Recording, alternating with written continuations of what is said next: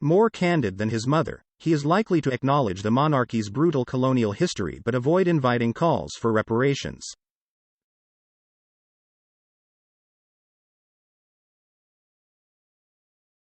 When King Charles III travels to Kenya this week, it will be a journey steeped in family memory for Britain's new monarch. In 1952, his mother, Elizabeth, had just spent the night at Treetops, a remote Kenyan game viewing lodge, when she learned of the death of her father, George VI, which thrust her onto the throne.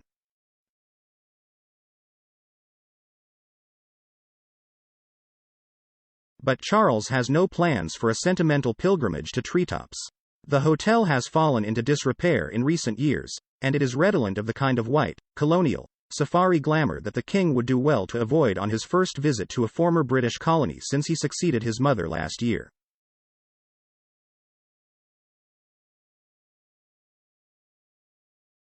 History will hang heavily over the king's visit, in any event.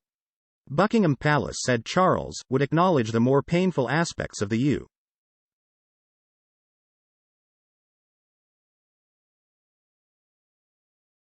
UK. And Kenya's shared history, specifically Britain's brutal suppression of the Mau Mau Rebellion from 1952 to 1960, which left tens of thousands of people dead.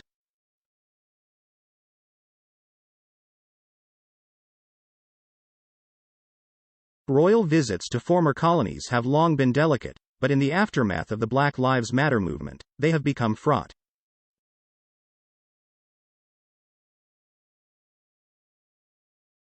Protesters and local government officials regularly demand apologies and sometimes reparations for colonial-era abuses, including economic exploitation and Britain's role in the slave trade.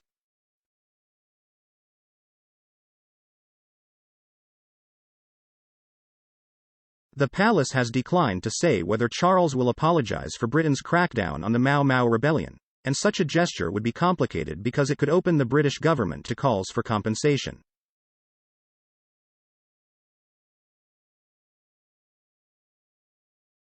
But even a less formal expression of regret would reverberate widely, not only in Kenya but also across other countries that once formed the necklace of Britain's empire.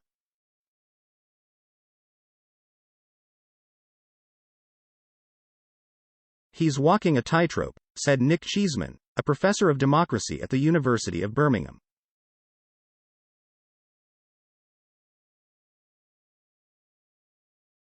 He wants to say something strong enough to show that he gets it, but not so strong that it opens him to calls for more reparations.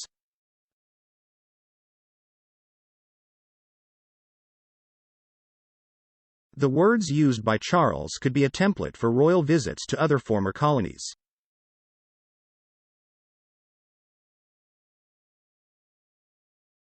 A lot of the tensions and challenges the king will face will be replicated in other countries, Professor Cheeseman said.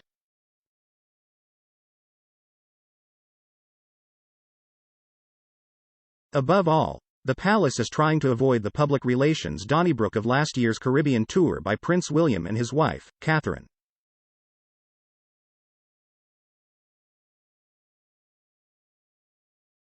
The lingering image was one of William, in a white dress uniform, riding in the same open-top Land Rover that had carried the Queen and Prince Philip in 1962.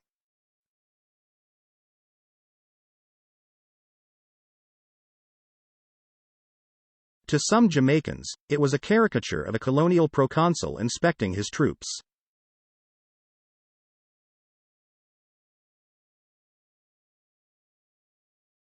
In trips to Barbados and Canada when he was the Prince of Wales, Charles spoke candidly and regretfully about the injustices of Britain's colonial rule.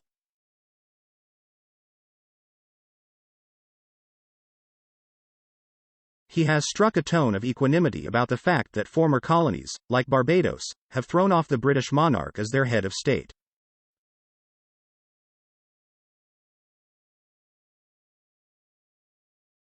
"The benefit of long life brings me the experience that arrangements such as these can change, calmly and without rancor," Charles said last year at a gathering of leaders of Commonwealth countries in Rwanda.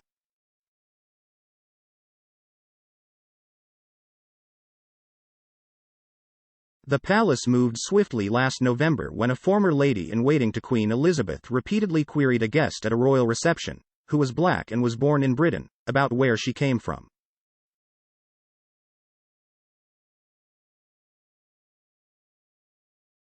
The lady-in-waiting, Susan Hussey, was removed from the staff, and the palace arranged a meeting with the guest, Ngozi Fulani, at which Ms.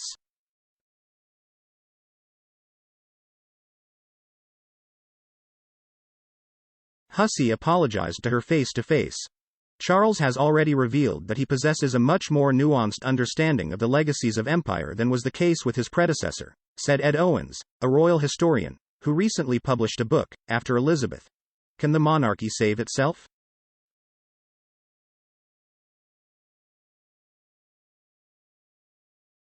But a more nuanced understanding of these issues does not necessarily make his job easier.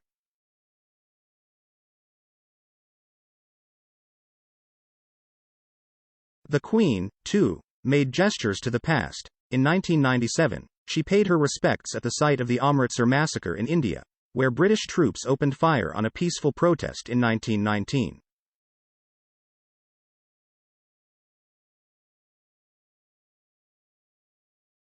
In 2011, she visited Croke Park in Dublin, where soldiers shot spectators at a Gaelic football game in 1920, during the Irish War of Independence.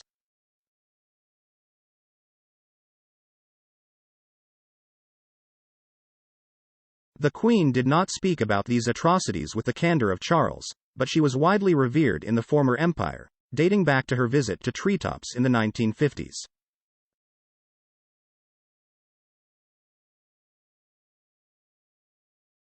So resentment over Britain's colonial legacy rarely translated into attacks on her personally, a luxury that her son so far does not enjoy.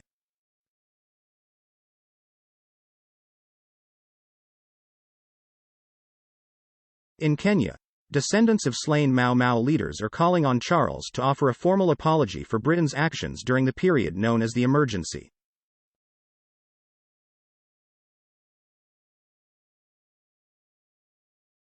And villagers in central Kenya are seizing on his visit to demand compensation for a devastating fire ignited by British troops during a military training exercise in 2021.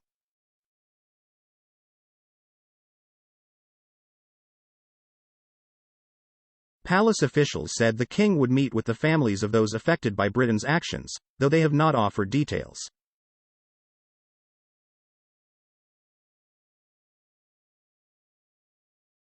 Several experts on the royal family said they were doubtful that Charles would apologize, not least because that could open the door to demands for further financial reparations.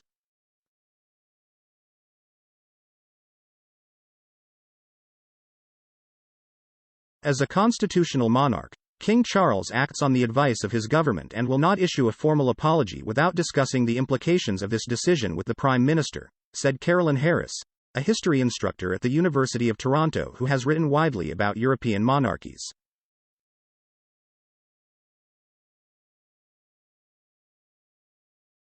King Willem-Alexander of the Netherlands, she noted, formally apologized this past summer for the Dutch role in slavery.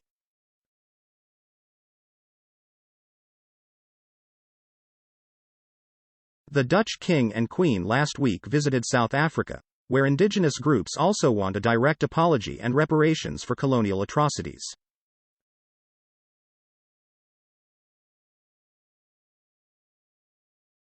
King Philippe of Belgium expressed regret for the violence and exploitation that took place in its African colony, the Belgian Congo, but he stopped short of a formal apology. Ms.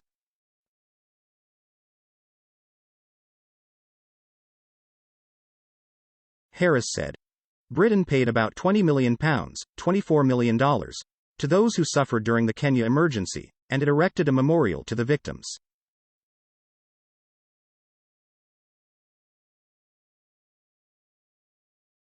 But Kenyans have long nursed suspicions about Britain's willingness to reckon fully with the past, particularly after the British government claimed to have lost documents that chronicled the human rights abuses of the colonial administration.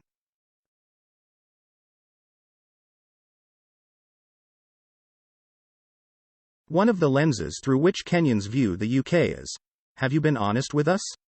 Why haven't you done more to compensate us? Professor Cheeseman said.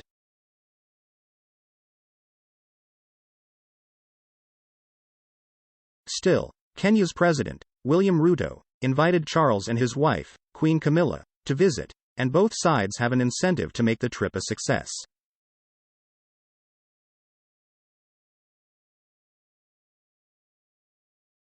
Britain is eager to maintain its influence in Kenya.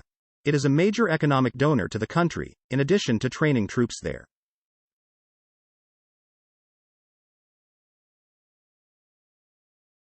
Mr. Ruto, who was elected in 2022 and is struggling with a debt crisis, is eager to showcase his drawing power.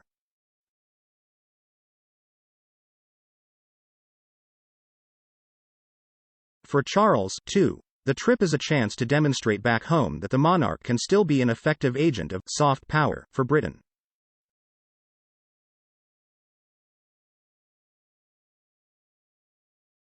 He won praise this year for visits to Germany, where he switched seamlessly from English to German in a speech to the Parliament, and France, where he drew crowds in a stroll on the Champs-Élysées with President Emmanuel Macron.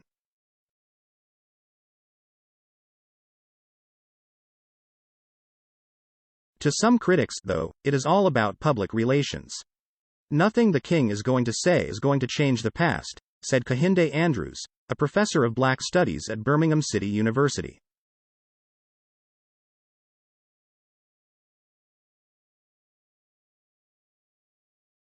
What would make a difference? He could go back to treetops and give up his crown, Professor Andrews said with a chuckle.